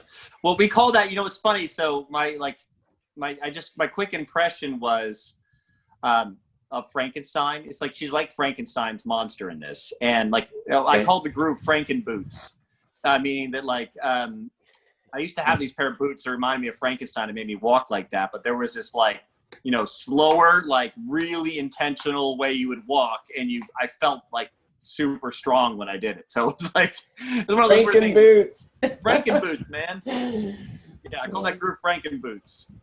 Cool. Okay, so the reason why I bring it up and the reason why I did that exercise is because I'm wondering, if we were just to take these instruments and to take the elements of music that you're laying out really well and really succinctly, is how can you communicate your story, or how do you use just the tonality and these other elements of rhythm, tone, and harmony that we've covered so far, and then of course melody, the fourth, that we're about to get into. My question to you is, how do you begin to pull upon these things to communicate the meaning or communicate the feeling? And then at that point, we can get into maybe the symbolic aspects of how you're using music to convey this meaning. Right. So I guess, again, in that song, there's just really after the lyrics are done. So I sat down, I actually wrote that on the piano, and there's a riff that plays in the bridge on guitar, because I really wanted that to feel I really wanted this one to feel like a monster movie. Right. And so, the whole idea with Frankenstein is that he doesn't really run after you. Right. He kind of lurches after you. So there's this kind of yes. But I need to. So it's I didn't want to picture him running, but also the song's called Stronger. And there's an irony to how she's stronger, because a mob can take down Frankenstein, but one-on-one, anyone's dead. Right. And so it's really one of these weird things that I was taking on mobs in this thing. Because when we released a song early, it's everybody's talking about mobs right now. So it's a really weird idea, is that people understand that there is a strength in numbers, right? And in people who are not willing to play by the rules, right? To take justice into their own hands. I mean, generally the mob, it would be, you considered a villainous category in films and movies, unless the thing being taken down could only be taken down by a mob. And so Frankenstein's one of those weird nuanced stories. I'm trying to get that across in this because it's not entirely the monster's fault that it's the way it is. And so this girl is a girl in Dead Horse, Alaska, who she feels like everybody's pulling at her, like she has to represent all women because there's almost none in the town. So it's like, but at the same time, she's really confident in herself. She's like, listen, if I wasn't outnumbered, I could take any of you one-on-one. And she doesn't mean that physically. She means that with her own resolve.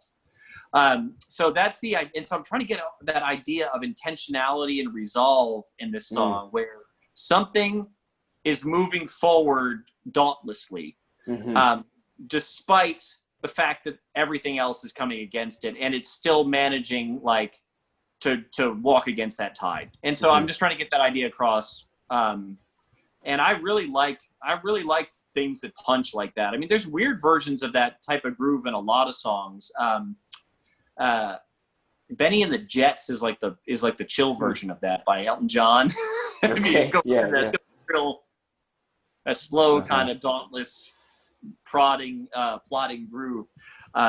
And so that's how you approach the song and the I mean, meaning with the rhythm component, or like the beats. So you wanted it slower, you wanted it to drag, but you wanted it to be strong. So you had an emphasis on the one beat or the downbeat. Right. And it's got a spooky organ, right? It's got a spooky organ in the background. It's got a theremin, which is another thing used in sci-fi movies. So that's touching on like the tonal qualities, right? Yeah, the eeriness, the spiritual overtone in the story. So like everything can't just be earth and body. But I mean, so the problem with Frankenstein, like Jonathan and I talked about in the video, is that Frankenstein's body, it's like it can't host a proper spirit. It can't host a proper human spirit, so it becomes a monster, and it's too much body. It's too strong. It's too big. And so I overemphasize the elements of earthiness in that. So you have bass trombone and regular trombone on top of a guitar, on top of a distorted bass synth. And so everything's just like blah, like just kind of keeps hitting and it won't stop.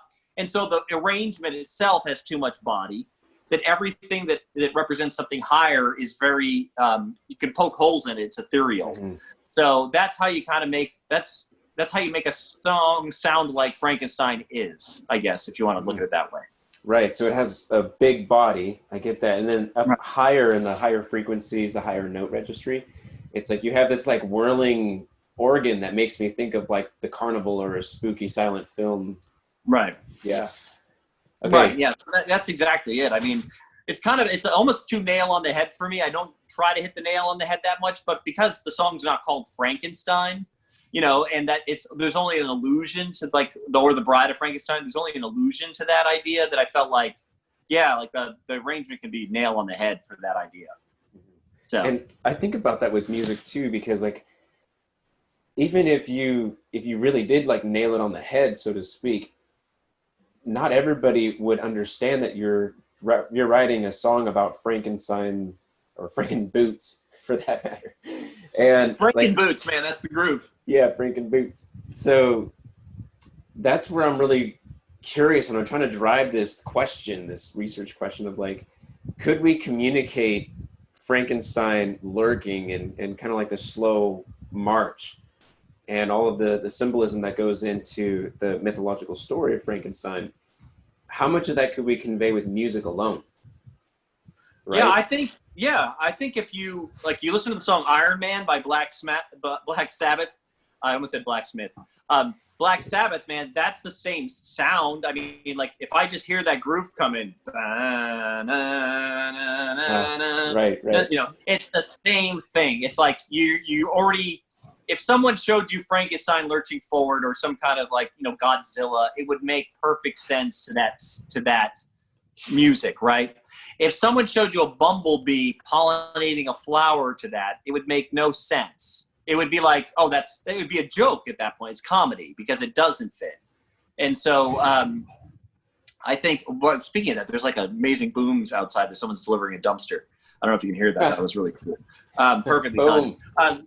The synchronicity. So yeah, so I think that music alone, you can get those images in your head. I mean, did you ever have an elementary school teacher that did that to you? That she was like, she put on music and it was classical, and she's like, act like this sounds, and then everybody starts pretending to be butterflies or frogs or something like that.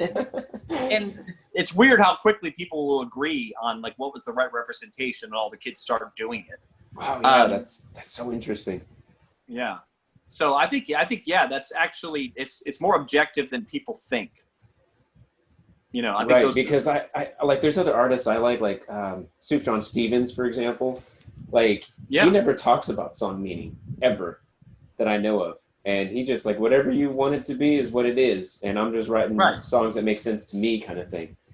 And like it because of the subject, knowing all the meaning and all of the reasons why, it'll never get purely 100% carried over like to the listeners, right? Because it's this transference that has some noise in between.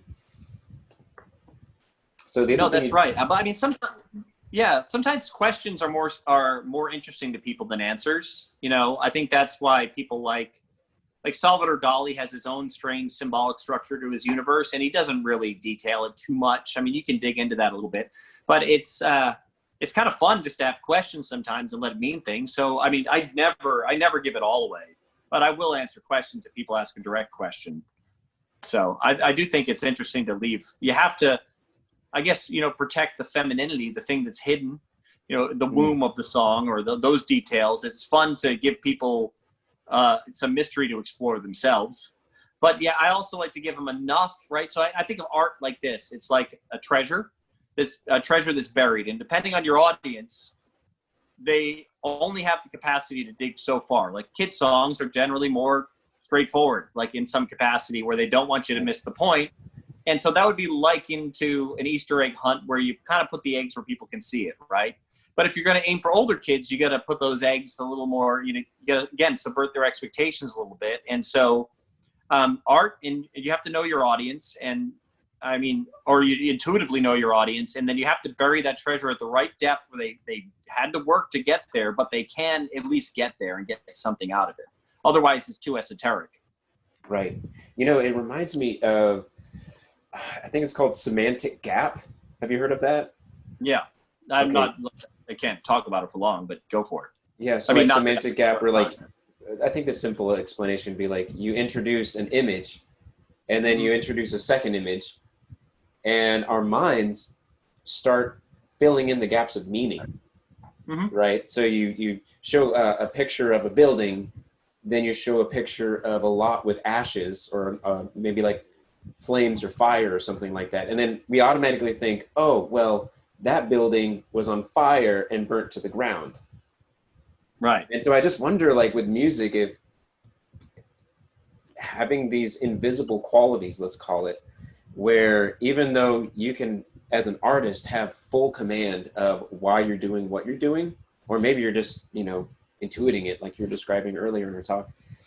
But but maybe it's like if you just flash maybe like the visual arts, like the album cover, right? Or if you just flash like one word, like stronger or Frankenstein or something like that, then people can fill in all of those gaps of meaning and know how to dig properly for that treasure. Right. No, that's exactly it. So there's so many ways you can do that. So when you get into lyric writing, you can use lyrics that will absolutely create an image without ever spelling that image out. So there's a really, really tight version that it's this, if someone wanted to just go and look it up, it's a Ray LaMontagne song. I think it's called Gone Away From Me. But if you listen to the first verse, you totally picture him sitting in a cafe in a crowd, even though he never mentions it. Right. It's like everybody does it who listens to it. So there's a way you do that. And it's like this. So if I wanted to describe a character, let's say I wanted to put someone by an ocean or on the ocean, right? If someone was thinking about something or contemplating something, the lyric I might use for that is fathom, right? It's like they were fathoming something because that's a unit of depth in the ocean. And instead of, I might use words like plummet or dive, and words like that to start filling in this context without having to spell it out. So suddenly what it does is that those words are only associated with water generally, but they also carry over into other parts of life. So by taking those kind of words or describing words that are going up an ascent or descent words, now depending on what part of the world you are, there's different ways to ascend a ladder. You know, you grab the rungs and pull versus how you climb a mountain. So by changing the vocabulary and where that vocabulary is pulling from, you change the natural context of someone's mind. And the same thing works again musically, is that again, like you give an arrangement too much body and you have a monster, you have Frankenstein, right? And you make it move at the same tempo as you would picture that thing moving in real life. That's why there's beats, like as soon as it starts, you hear a gallop. You hear it, like they call it a gallop. It's because that we've heard horses gallop, and it's so if you want to imply that right away, it's like, okay, the guitar part's galloping, and it's a Western song, and it makes perfect sense to us as soon as we hear it. And it takes there's a very small gap to fill in. Yeah, it makes you think of Monty Python's Holy Grail with the coconuts, right? Yeah. Yeah. Well, okay, so I'm wondering if you wanted to cover melody before we stray too far off. Well, you know what? So melody is one of these ones, like when you think about everything I just said, it uses all those components. So a melody by itself, if notes don't change fast enough, right? If they can sustain notes for a certain period of time on their own before it stops implying a rhythm. So the rhythmic components of melody will make us think of, you know, they have an animality to them is one way to look at it. So I could write a melody where, that makes you think of a bird, right? A melody that makes you think of different things. So it's like fluttering around, or it has that same kind of motion to it. So you can take a melody, you can apply animality to it, was one way of looking at it. And that's how tempo plays in and note changes play in. Also, a melody on its own, there's lots of songs. I could sing Amazing Grace right now, or the Star Spangled Banner. And you'll hear the chords in your head. You won't know it, but if I went and told you this is the key of the song and played it on the piano, you would know if that answer I gave was right or wrong. Everyone would, right? If I hit the wrong note, they would know it immediately. So melodies also, they have, you have to come up with something that's satisfying, like a good story. It's satisfying the first time you hear it and when you didn't know what was going to happen next. And it's also satisfying when you know what's going to happen next.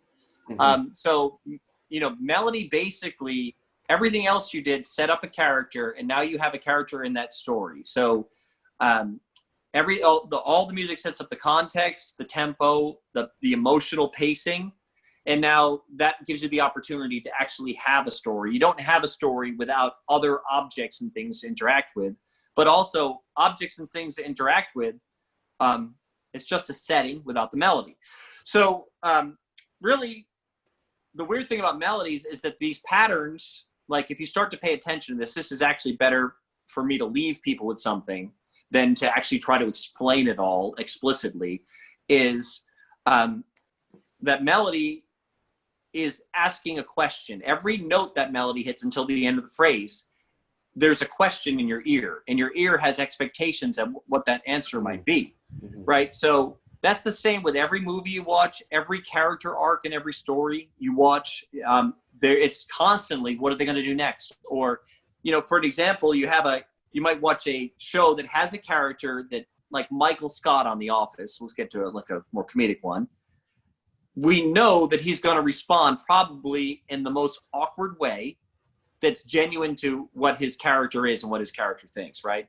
So because we have this universe and we have this setting, now you have Michael Scott, which is the melody, right? And when something happens, we have an idea of what he's about to do. Now, so the cleverness of the writers is that he has to do something that when he does it, we know that's what he would do, right? But at the same time, we necessarily didn't see it coming and we're still surprised by it. So that's kind of what good melody is in general, is that you've established a character.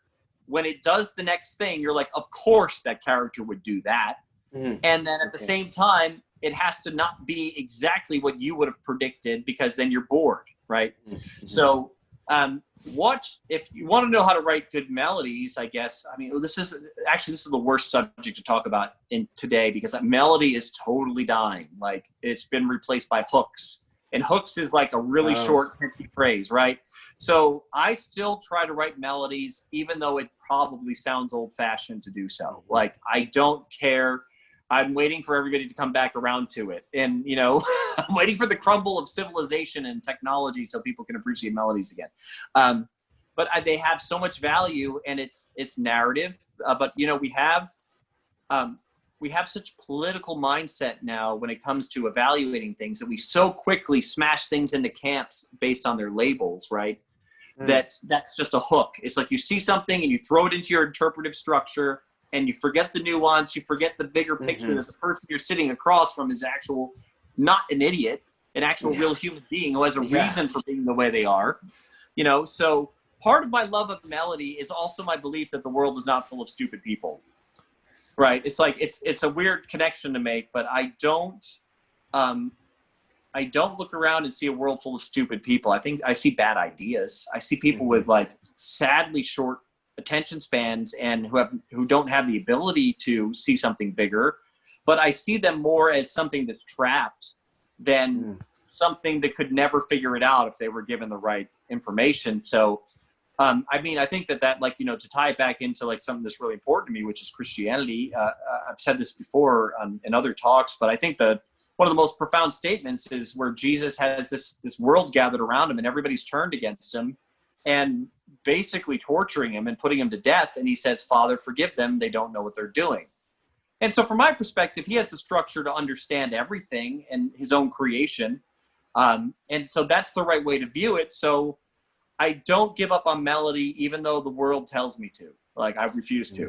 So I want to tell longer stories, and you just hope that people have the ability to break free from the rat race of life, right, and see something more nuanced and something better of their neighbor than just Republican or Democrat or liberal or conservative, or you know, especially like hopefully they can see beyond skin tone and class of rich and poor. Like, hopefully, like, we can get back to a point where we don't just sum everybody up under these really narrow labels for efficiency's sake, right? These real short hooks. So I think melody is really is one of the secrets to that presentation of the context of what makes Derek. I think that, you know, I mean, you think about this, like, I'm totally being tangential right now, but I think this really can sum it up, is, did you watch Tiger King?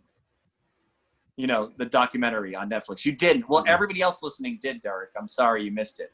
Everybody watched Tiger King. No. So it's a guy who, if you knew him in real life, you would probably hate him. You'd probably be the most annoying person ever. But when you presented his whole story and why he is the way he is, you know, you totally sympathize because you get it. He's more than just this guy in your face with this brash personality. You actually start to sympathize. And so for a melody to exist requires people not just to empathize in short chunks, but to sympathize with the entire context of a thing.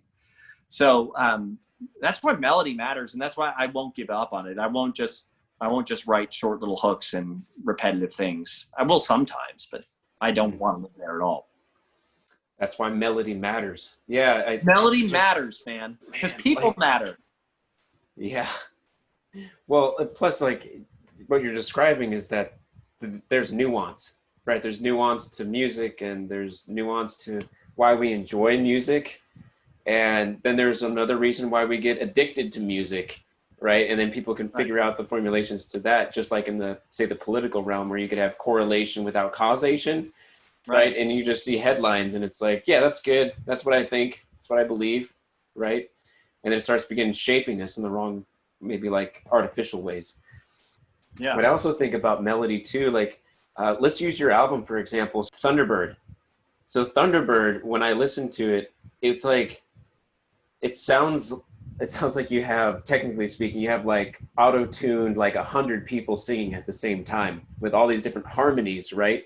People singing with different notes at different scales, different parts along the keyboard, you could say, that are all in union.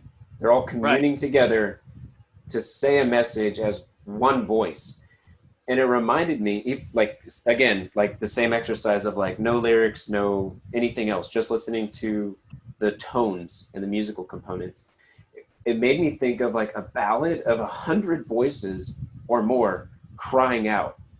And it made it feel like an army making advancement on a battlefield with this calm assurance of victory. And I think that song is so heavy on melody because I think the first half of it is practically a cappella. And so it's really leaning on the chorus of melody, not just like a little hook of like 4 words, but actually like all of these voices singing out this narrative. Right. So what there's you can get away with that if you know or you remember how to write melodies that imply the chord structure. Not every melody implies a chord structure. Like people will, what happens most of the time in modern music is that you'll have a repetitive melody where the chords change underneath to give that repetitive melody new context.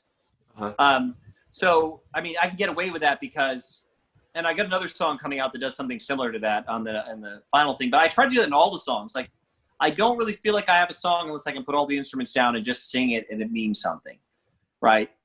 So that's old school, man. That's like old hymns, you know? Like if you go to church and you sing an old hymn, man, like the guy can stop playing the piano and the band can stop playing and the song still works. But if you sing like a modern, church song,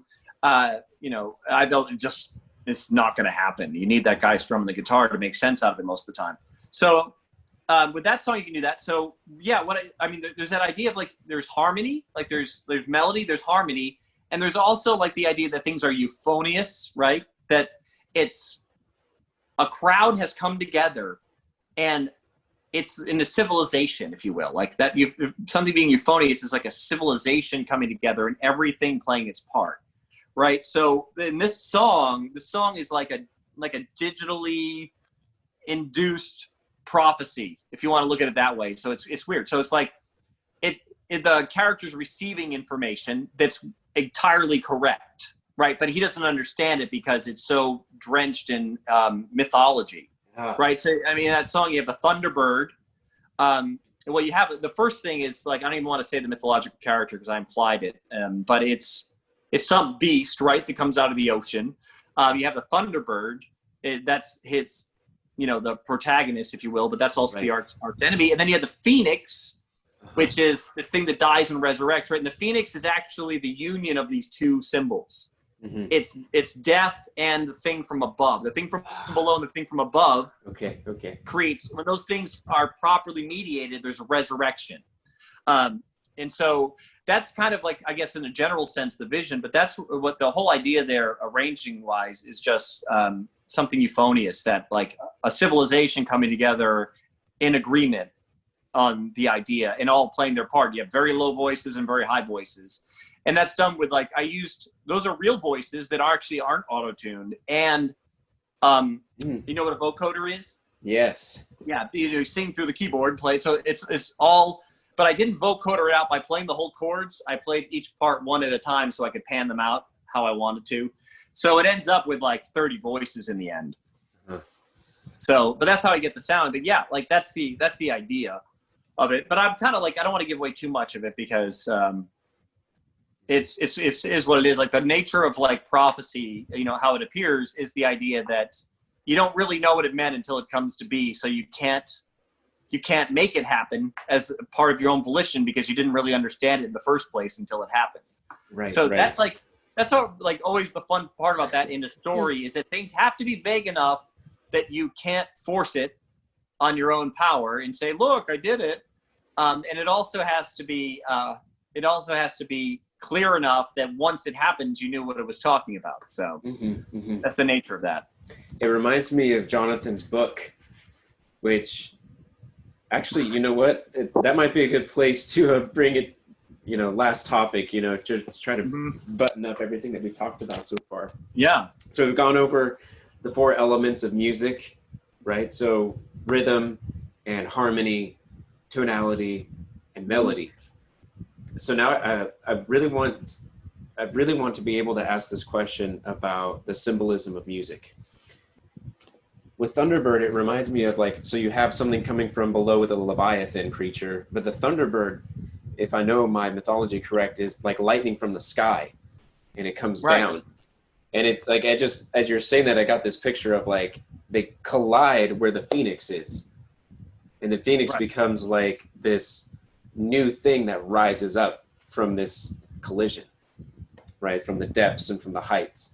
And so that makes me think of The Language of Creation by Matthew Bugeaud, because part of the cosmology that he lays out, part 1 of 2, is heaven and earth, right? So you have the spiritual, the abstract, the theoretical, right? The mind coming down, and then you have the depths of potentiality and chaos and the unknown and all of that coming up, and then they meet here.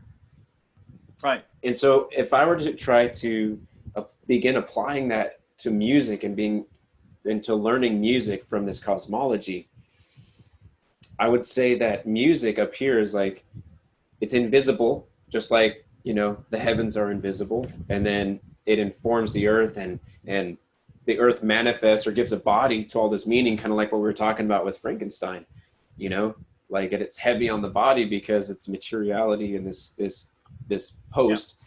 But then you also, with a body, have this mind that informs it and provides meaning to it. So with music, it makes me think of how do I begin interpreting it? So like music would have a heavenly component because it's invisible, but it needs to be articulated through earth. So music would be in the heavenly higher realm, right? And then as it comes down, it's being articulated through an instrument. And then the musician is the intermediary that allows the music to come forth. Just like you were describing with the Leviathan from the deep, right? And the Thunderbird colliding and then having this phoenix, right? So it's like the musician has this invisible quality that he's trying to bring forth into the earth. And in order to do that, he uses a various collection of instruments. Right. I love that image. It's cool because I think that's exactly right. I think that the musician needs to see themselves as a mediator between these two things, what they have in their hand. So part of the problem that I used to struggle with when I was really young playing guitar, so I was playing guitar and I was about 13 when I picked it up, and I didn't know any other guitar players. So I was taking lessons, but I didn't have friends who were playing guitar. And so what happened is that who I learned from were people that were like Eddie Van Halen and other people like that. I didn't know that I couldn't play their stuff, and I just started playing it because nobody told me I couldn't. And I was like, wow. And then, but the problem is that when I brought that to people were impressed by the technical ability, right? So as a musician, like I thought at first my job was to be impressive technically. And as I became a musician, I realized my job is to be a mediator between like the story or the meaning of the music, not not an acrobat necessarily, although it's nice to have those skills because it gives you more you can draw from, right? Now you're not limited by your own technical ability as much, but at the same time, what you're showcasing is your decisions. You're really, at the end of the day, what you decided to do and what you decided not to do. Music is more what you decided not to do than what you decided to do sometimes. But if it's weird, so like go back, if you like just talk through your image, I can draw it out again. You have music above, you have the musician in the middle, and you have the instrument below.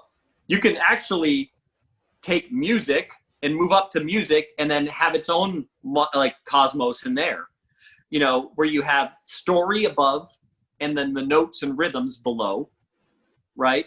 So, and then when you get down into instruments, you get down into the intention, like the intention of the tool and then the tool itself. So you can split those little cosmoses you made into other things. And then even as a musician, I can split forth the part of me that decides, the soul, the decider, and the technical knowledge, right? Like that to execute that. So you can split those up all kinds of ways. And I think that's, music really, again, I think what it does is, at the end of the day, is when you look at this thing and it's just, we mistakenly think of it as entertainment, but it's teaching us how to make decisions. Like really it is. It's teaching us how to see again. Like, because when we go along through life, it's like we forget, we just look at things based upon what we know them to be. When someone says, do you know what a tree is? I say, yes. But I don't know. I know so little about trees at the end of the day. So what music does is it takes these things that we've taken for granted, and art does this in general, is it tries to make it three-dimensional again. It makes you incorporate aspects of it you wouldn't have incorporated. And it makes you, even how it's used in movies is it tells you, it gives you the emotional subtext for a film. It gives you all these, so there's all these roles it plays that are so important because I think, again, one of the things I used to do as a musician, I used to make it not important what I did. And I don't think it's like the most important thing ever. But at the same time, I don't take for granted the fact that we are a thing that can make music and we are a thing that can sing. And that's the language we were given. And that language definitely helps us put together and present things that we can't present otherwise. And so that's the musician's role. And if you want to look at it that way, everybody's a musician because they have the tools around them. They have the right way that those tools should be incorporated in the world around them for their benefit and the benefit of others.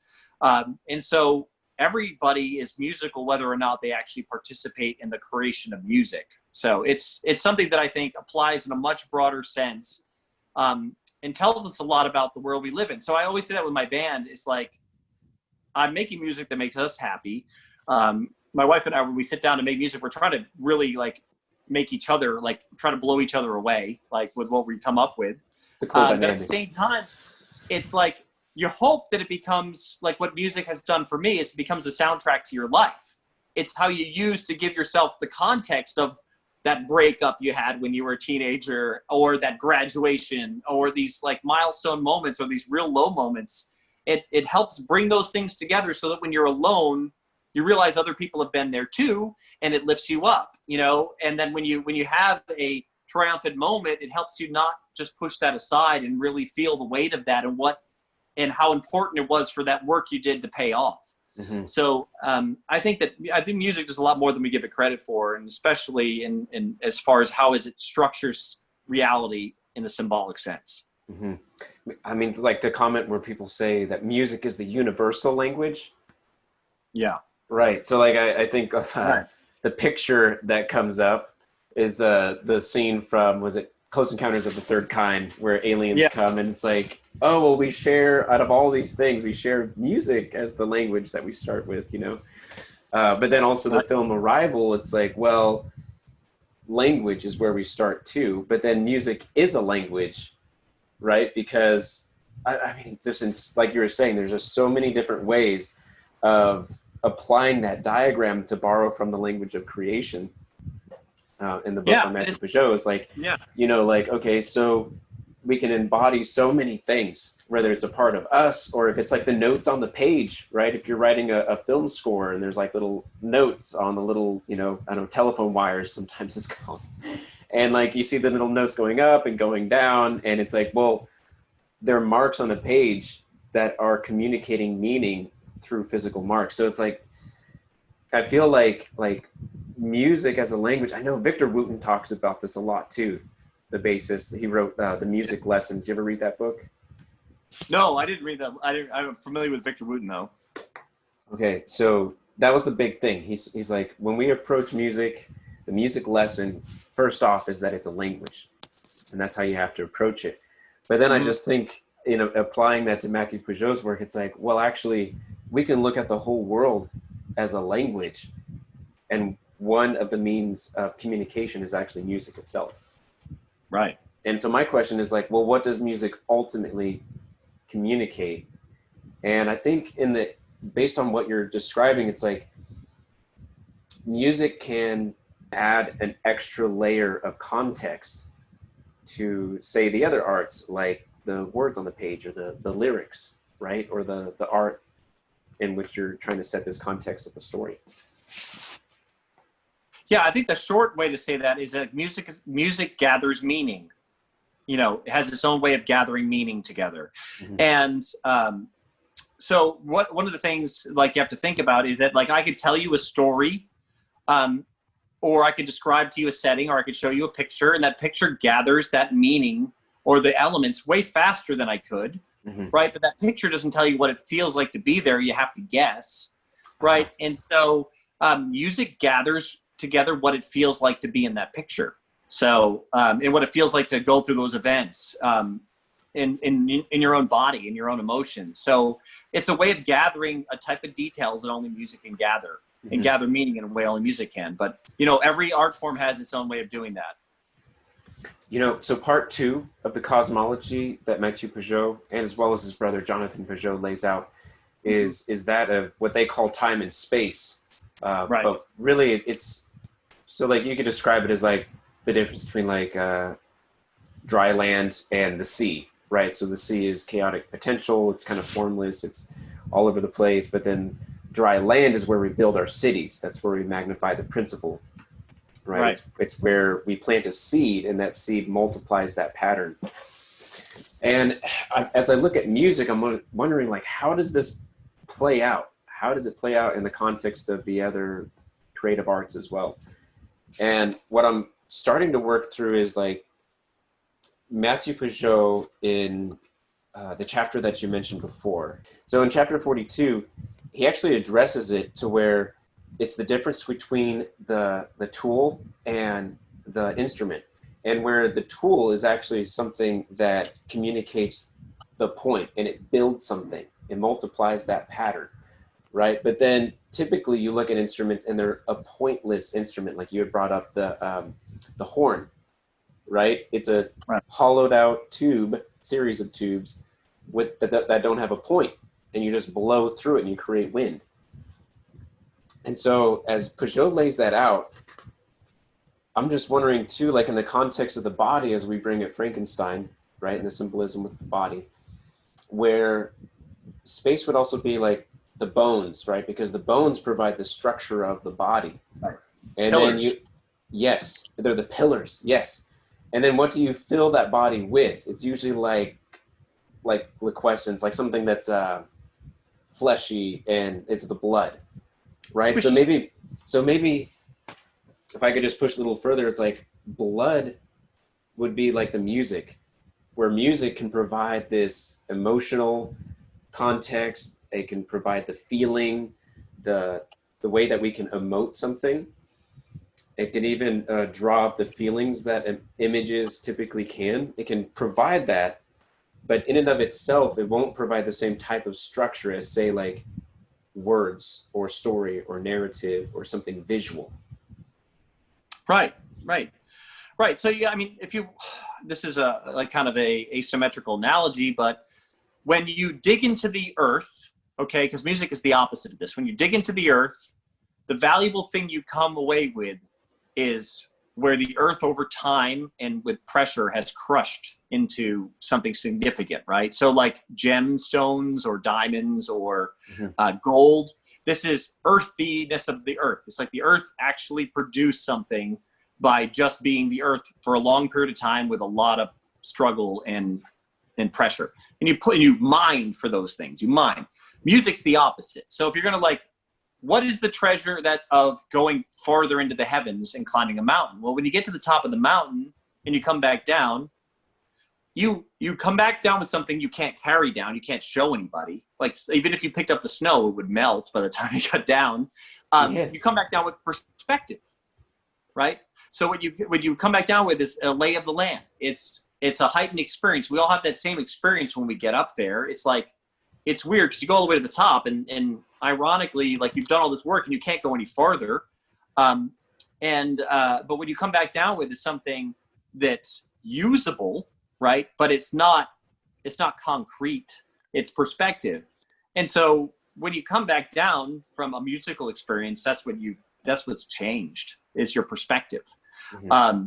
So it's the opposite of gold digging or mining. You know what I mean? So yes. Of the arts, you're not coming away with something that you can measure and show people immediately. Like you can show them through your actions over time and your understanding and like hopefully it translates into like understanding of other people and how to navigate the complexities of human relationship. And hopefully you come back down with some sort of perspective of how to address something that's above you and, hierarchically, like how to have reverence and what to hold sacred.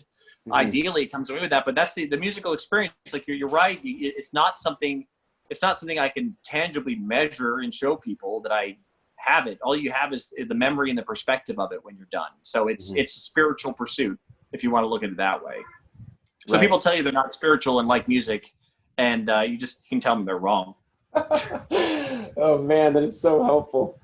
Yeah, no, I think, gosh, man, I appreciate that, because you're really pushing some of my thoughts and theories to the next level, where as I look at, say, like your band and the things that you produce, I look at it where you're drawing upon so many different arts, where I'm wondering, like, how do these things like come together and begin complementing each other? And I feel like so far what you've done is just really answer that question so well. We're like, you know, you look at, it's like, okay, so you have an album cover, you have a lyric video, right? You have the visual arts, you have the lyrics as well. And so you're bringing in poetry and the literary arts too. But then, like, so these create this like points and structures, right? But then there's all these gaps in between, right? But then you bring in music, and it's kind of like this, the blood, right, that kind of wraps around the bones or goes throughout the flesh of the body, and it kind of fills in that substance. It brings substance to the story that you guys are communicating. But then on top of that, you know, you bring in like the two things we talked about at different points, where you have like a tonal center, right? But then you have the emergence, where you guys producing music in the way that you do brings people together. Yeah, right? It brings people together to have the same type of focused attention towards this art, and it in and of that self kind of creates like a spirit, a substance that people are filled with. Hope so. Yeah, trying. Yeah, I mean, like, that's what makes you make music in the first place. You hear it and something happens. I mean, so my story with that is I was 4 years old, and I'm at my grandmother's. She had this really cool Victorian old home on a hillside, and she had this great, like, really trippy, like, Victorian layout to her house and furniture. And she had this picture of like these Japanese junk ships. They're like sailing off into like the rising sun in the morning. I'm assuming it's rising, and it's weird colors, but there's the lighting in it. It was really nice. It was a really nice piece of art. And on their old hi-fi, the song "Dust in the Wind" was playing by Kansas. And, you know, the song's like it's, I'm 4 years old, and I'm looking at this picture, and I'm hearing the lyrics of "All we are is dust in the wind." And I'm having this like existential crisis. And I knew that, I didn't know why, but I knew that was important. I knew it was important, and I was asking this question as a 4-year-old to myself.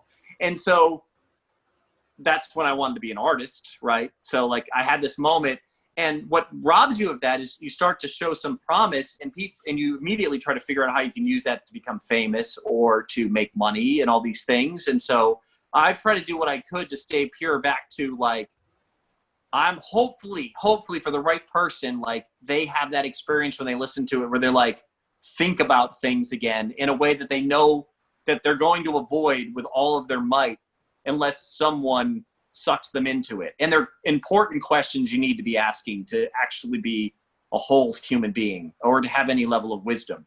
So I guess that's what we're trying to do. I mean, that's what I try to stay to doing. Hopefully, like, people don't walk away from the record and like think about me or my ability. Hopefully they never think about me, and they address life in a three-dimensional, meaningful way. And hopefully meaning comes together when they do it. Mm-hmm. Well, I can tell you that through listening and viewing your record and the lyric videos that you've published so far, I have a heightened experience, and I feel like I'm coming down the mountain a different person.